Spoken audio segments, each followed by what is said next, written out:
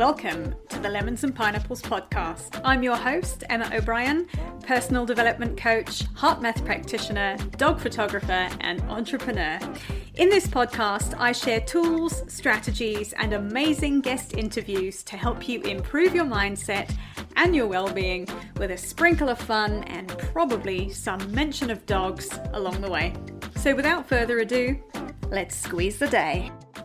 Hi folks, welcome to episode 36 of the podcast. Today my guest is Alexis Neve, and we're talking about bringing dreams to life and being able to live a life you don't want to escape from. Before we get started, let me tell you a little bit about Alexis. She's a portrait photographer with a passion for empowerment photography and brand storytelling. She's also the host of the Starry Sky and Witchy Things podcast and writes witchy musings on Substack, where she makes esoteric knowledge relevant to the challenges of being a woman in the modern age. The intention behind everything she does is to see people live lives they don't want to escape from. And when she's not wandering the streets of London with her camera or planning her move to Japan, she can be found obsessing with hakuaki. Welcome, Alexis. Thank you for having me. It's such a pleasure, and I look forward to getting to know your audience through this conversation. Thank you for being here. A few things I'm intrigued with here. Let's see if we have time to talk about them in addition to our topic. But you've managed to do something quite remarkable in bringing what was once a childhood dream to life, and you managed to do it in the middle of a global pandemic. Tell us a little bit more about that. Okay, well, so this love affair with photography started when I was really little. My father was a photographer himself, so I grew up with photos all around the house, and very early on had this sense of how beautiful it was to be able to just like capture a moment in time through an image. And so I got my little camera on my school trips, took photos. Eventually I was good enough at it that they taught me how to use an analog camera back then. And then I got a DSLR when I was 18. But nobody really believed that I could do it as a professional photographer, because they had these ideas in mind that you need a studio and you need the big mirrorless cameras and all of these expensive entry points. So I did what any teenager who doesn't have someone backing them up does. I went to university, got a degree in history, ended up working in marketing for 10 years. And the pandemic strikes. At the time, I was working for a charity, and most of my job was actually facilitating workshops. So I was traveling all over England, doing workshops at universities, and I was doing one this Saturday before they called the lockdown. And everybody was already kind of panicking about COVID going back. 2 people showed up. And so I found myself in lockdown, nothing to do, and started playing games, like the one that you mentioned in my bio. And so in one of them, there's a story where it's a group of pop stars, and they were having a London theme photo shoot. There was kind of like something inside me. I was like, this could be you. And it really broke me, because I was like, people are dying. I managed to actually probably not even get COVID for the entire pandemic. And it really felt like such just big life-changing moments where you're like, there's more, and then wasted my opportunity because I wasn't confident enough in myself to stand up to the people who were saying, no, you can't make it happen. And I made it. It became a case of needing this second life, and we wasted 2 years of our lives in this limbo, not knowing if we were going to make it, and there's people who didn't. And so it kind of really feels heavily like destiny even. And so that's how we got to starting. Yeah. I think it's so interesting, the point you make about what you said was that you didn't stand up to the people who were telling you you couldn't do it. And I think it's difficult as a teenager if you're not supported, and as a young person, if someone's saying to you, don't do that, do something else. You're not the first person I've heard that from. A first person who wanted to pursue a creative career and has had parents say, don't think that's such a great idea for you. And I think fundamentally it comes from a place of wanting what's best for you, because being a creative is hard. I've been a professional photographer for 20 years. It's hard. You have to be very single-minded about it. You have to be absolutely determined to just do it. And you have to have a very blinkered approach, because as soon as you start listening to people who say to you, it's too hard, the market's saturated, you can't do it, you need the top-notch kit, it becomes, but there are obstacles that are thrown in your way. And as a young person, I think it's difficult to have the strength of mind to be able to counter that.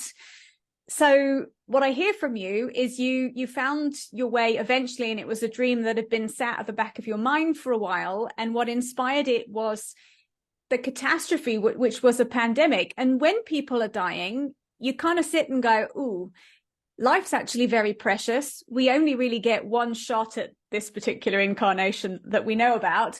So am I going to waste it doing something that I don't really enjoy, but kind of sort of pays the bills? Am I going to waste my life by being unhappy, or am I going to go for it? And I just think it's amazing that you went for it. Thank you. Yeah. Oh, that kind of inspired me, because you understand what it's like, and you mentioned it is difficult. And I think a lot of people don't realize that we know that we're not going in it blindly thinking, oh yeah, it's going to be easy because it's the thing that the usual, if you do something you love, you're not going to work it in your life. That's not the case. No. It's the case of you're going to get problems, setbacks, days that you don't want to get out of bed, everything's going to suck. Either way, which set of problems do you want? The one that most Saturdays you actually enjoy having and it has a deeper purpose, or the one that is just there for the bills? And I'm not satisfied with my life being run by having to pay bills. So that was the set of problems I wanted. Yeah, absolutely. And I think it's interesting. The comment I find that comes from people in the world who choose to work and pay bills is often a comment that irks me a little bit of, ooh, you've got such a fun job. And I'm sorry. And it is wonderful to run your own business and manage your own time and call your own shots, pun intended. It is wonderful, but what people don't see is all of the other pieces. As soon as you start your own business, especially a creative business, you have to become a marketing expert, a business management expert, and you have to do pretty much everything in that business. I have it, I'm a dog photographer, so I'll have people like, oh, your job is so fun, you get to play with dogs all day. And you want to say to people, the playing with dogs bit, which is actually not playing with them, it's wrangling them, managing them, and expertly photographing them, is a tiny portion of what I do. And I think I find people don't understand or really respect what it takes to build a creative business, because it takes some serious get up and go to keep going at it every day, to keep creating, to keep putting work out. And I don't know about you, but I sit with a very hectic inner critic. I fight a lot of the time with not feeling good enough, not feeling like my work is good enough. There's another podcast. I had a conversation with an artist about exactly this, of how do you counter that inner voice that sort of tells you, you probably should have given up by now. And you actually have the big part of it is overriding that and keeping on going. So, how do you manage your own inner critic, Alexis? Well, I know where the inner critic comes from, and it's not me. I'm very well connected to my inner child, and she was quite brilliant, and she was told that was not okay. So it's a case of knowing that it's just something that is there for your safety, and your nervous system is going to be dysregulated most of the time if you're running your own business, because it's not what we normally consider safe. And as humans, we are built to find our safety. That's just like at the most basic level of what being a human looks like. So it's kind of like externalizing it. Sounds a bit like, I think it was Eckhart Tolle, someone of that level of spiritual awakening. So you kind of observing your thoughts, and kind of like in Zen and Buddhism, and that's an idea, I think. And I'm like, okay, thank you for trying to protect me. But no, I'm going to jump off this cliff and it's going to be safer than you think. Yeah. Because it's just the unknown that you think it's unsafe.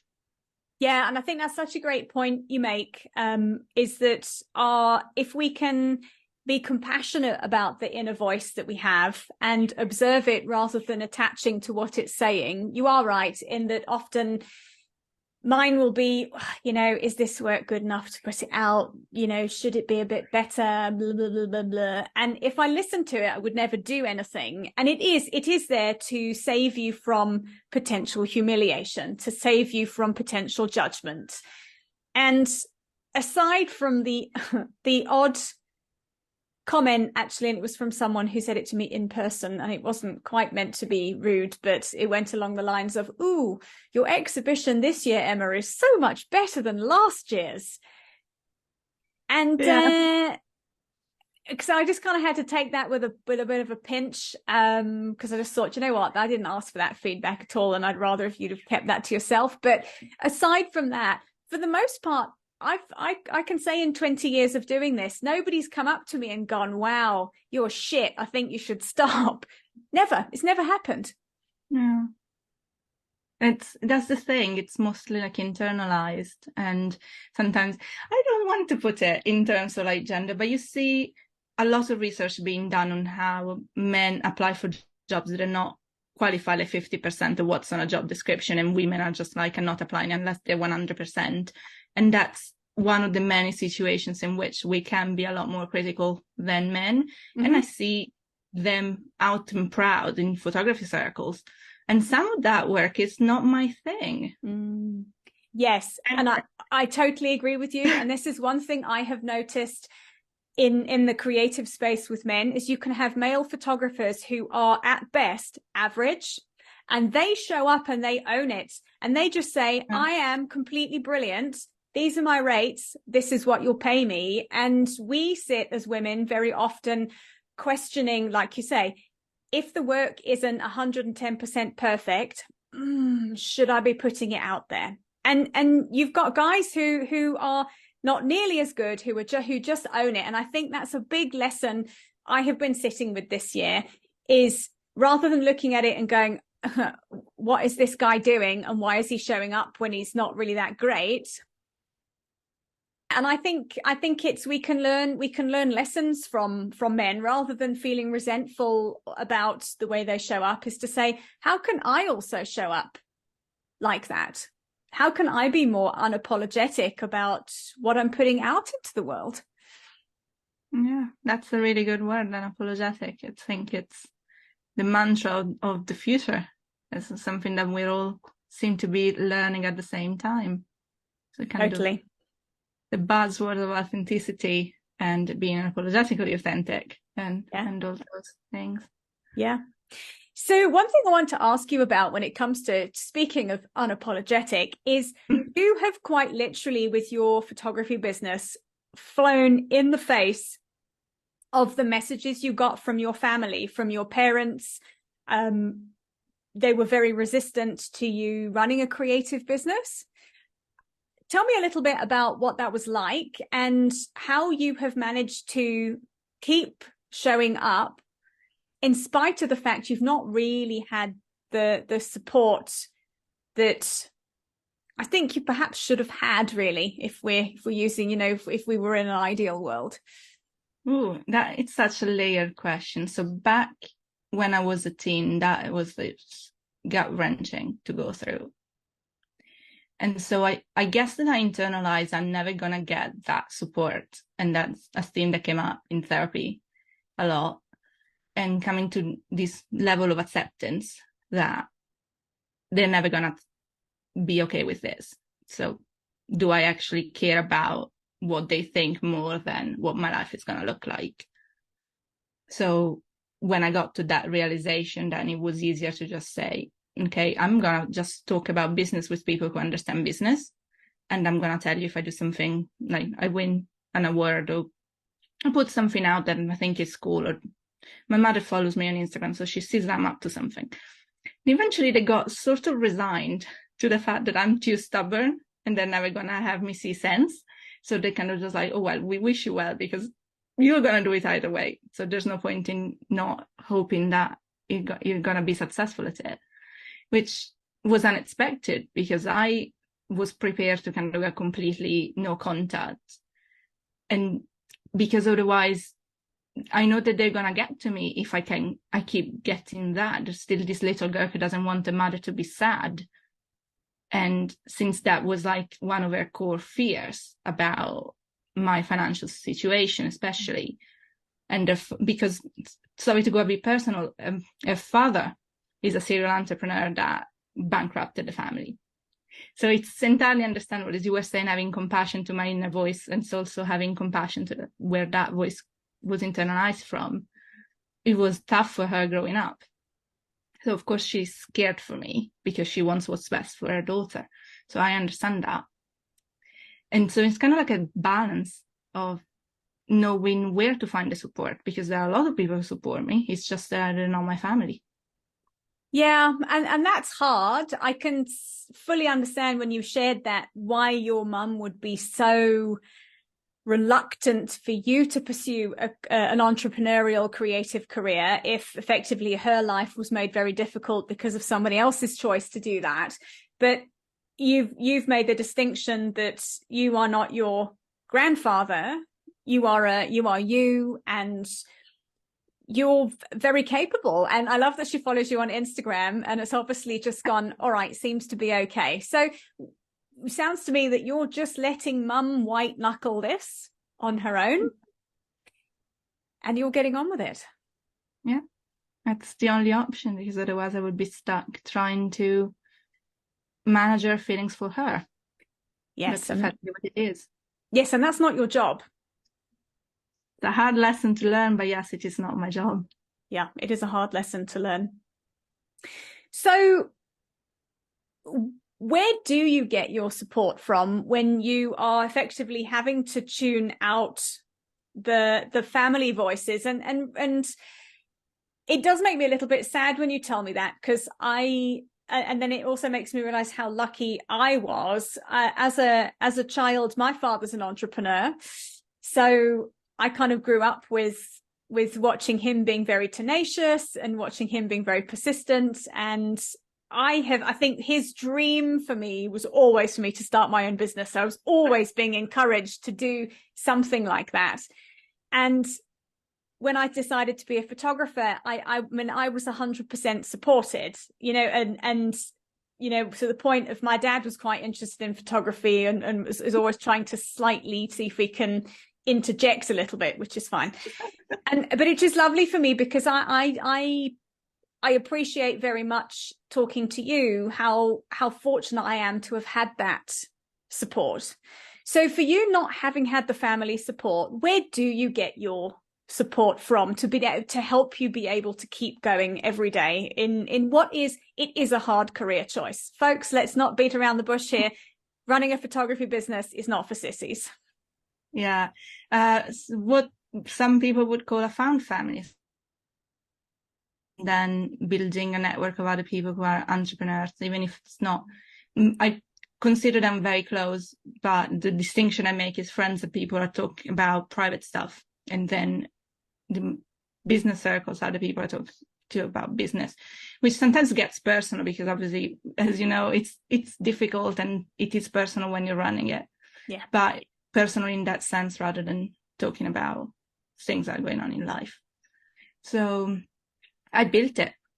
I went looking for people who understood. And yes, maybe it is sad, but I'd like to, I don't know how to phrase it, but encourage anybody who's listening who can relate to not having had the support, that yes, it is sad, but it doesn't have to define us. Yeah.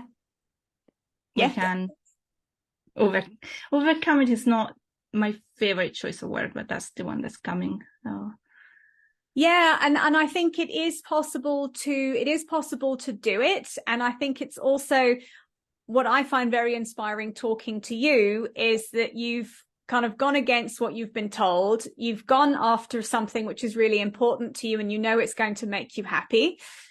And you've pursued that. You've made it work and you keep making it work. And I think this is really inspiring for people listening who are thinking about starting a creative business and are wondering whether I can do it or not. And coming back to the point I made at the beginning, you know, often we hear externally, there are loads of photographers. How are you going to fit in with this? There's no money in the industry anymore. AI is going to cause a problem, blah, blah, blah. Insert, you know, lots of obstacles here. And that fundamentally, when you put your mind to it, and you put your head down and you keep making work, you can be successful. Yeah, it sounds a bit like a cliche to think that the difference between someone who can and can't is which one they believe, but it is true. Yes. You will open yourself up to opportunities and keep growing, and you will find a way to make it happen if you believe that you can. Yes, I think that's it. And I think it's also having that very clear why you're doing something. Again, talking about cliches. But it's so, I think what I have found useful when things have been difficult for me in my creative business is getting in touch with that. Why am I doing this? Because sometimes we have to remind ourselves why we've chosen to be self-employed entrepreneurs. And not go and train as something and have a stable job.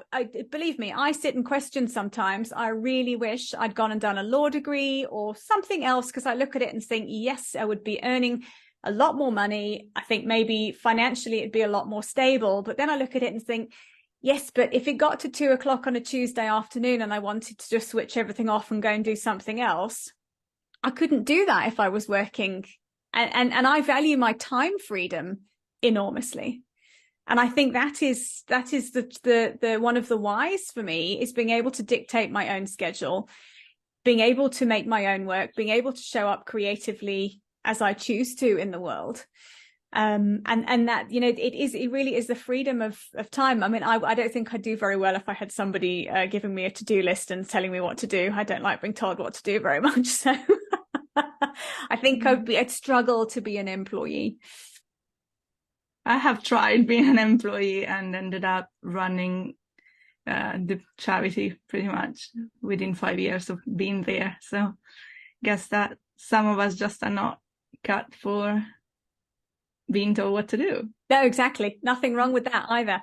Alexis, what inspires your creativity with your business? Tell us a little bit about the photography you do and where you get your creative inspo from.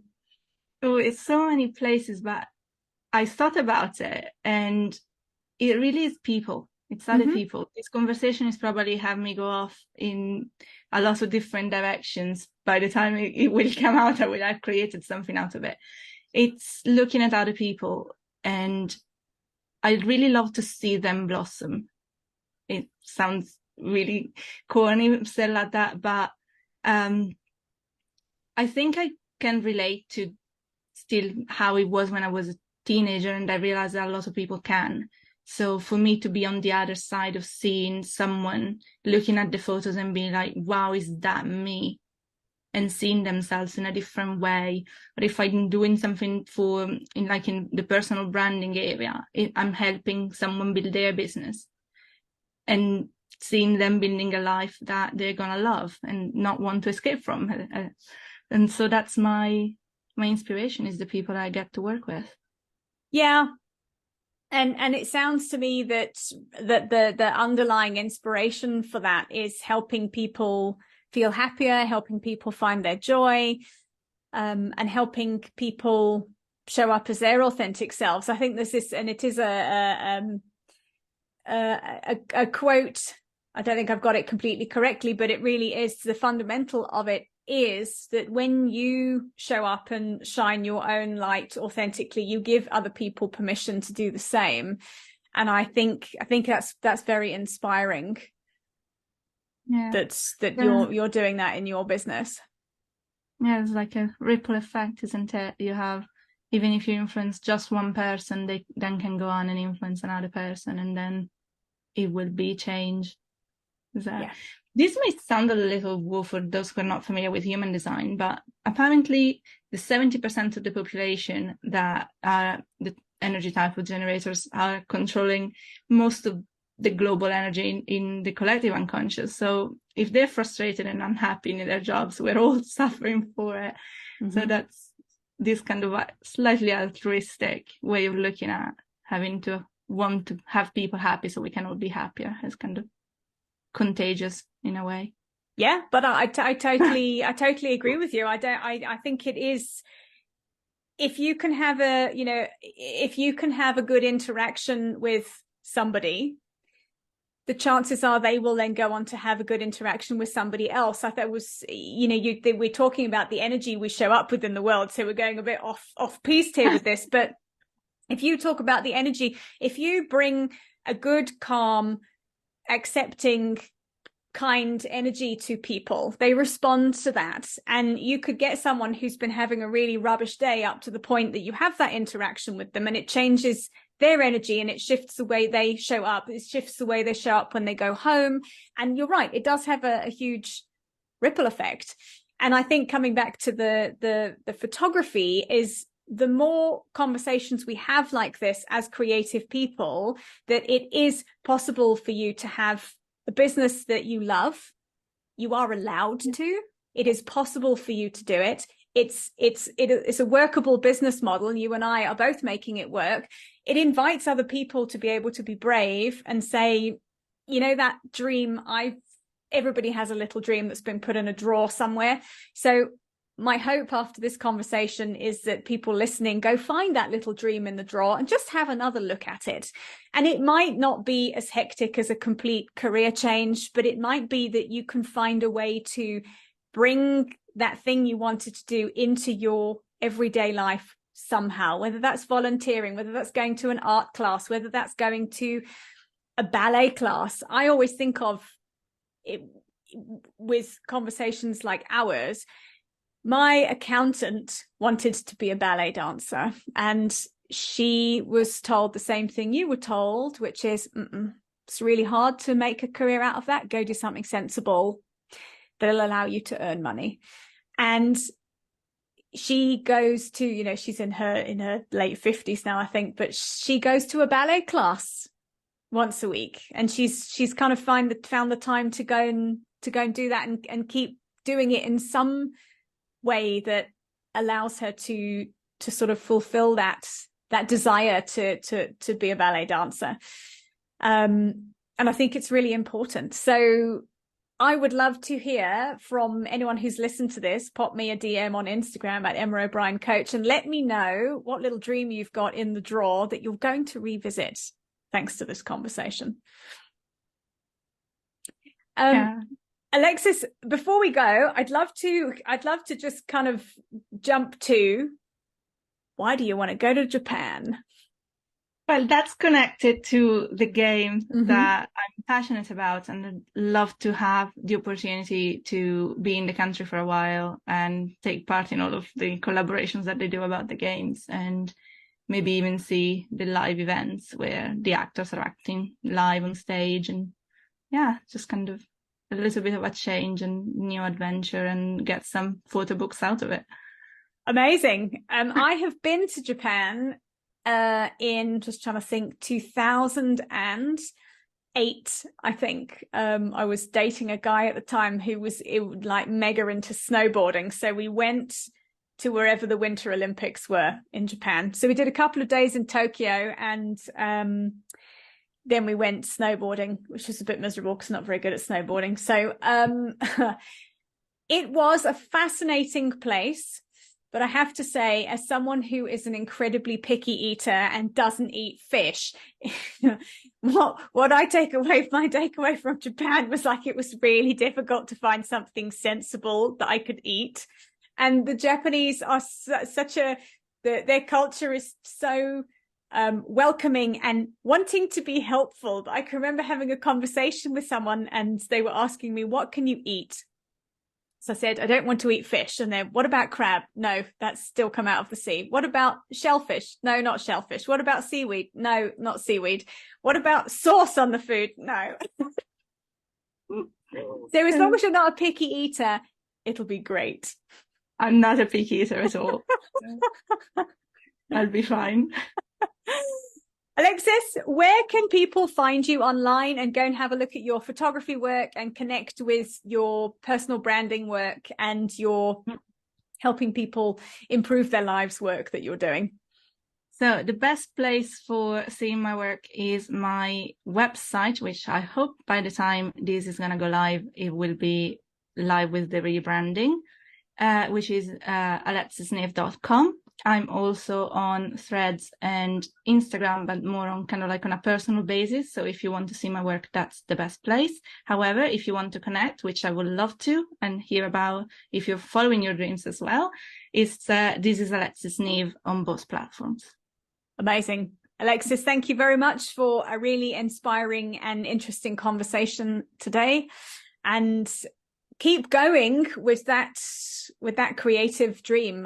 Be intrigued to see where you take it as it unfolds over the next few years. Thank you so much. I love being here. Thank you. All right, folks. Thank you very much for listening to today's episode. I will pop Alexis's links in the show notes so you can connect with her, and I will see you in the next episode. Bye for now. Thank you for listening to today's episode. If you've enjoyed it, please share with your friends and be sure to leave me a 5-star rating and review, especially if you're listening on Apple Podcasts. To find out more about my one-on-one coaching, please visit my website, which is emmaobriencoach.com. And remember, folks, when life gives you lemons, you can always choose another fruit. See you next time.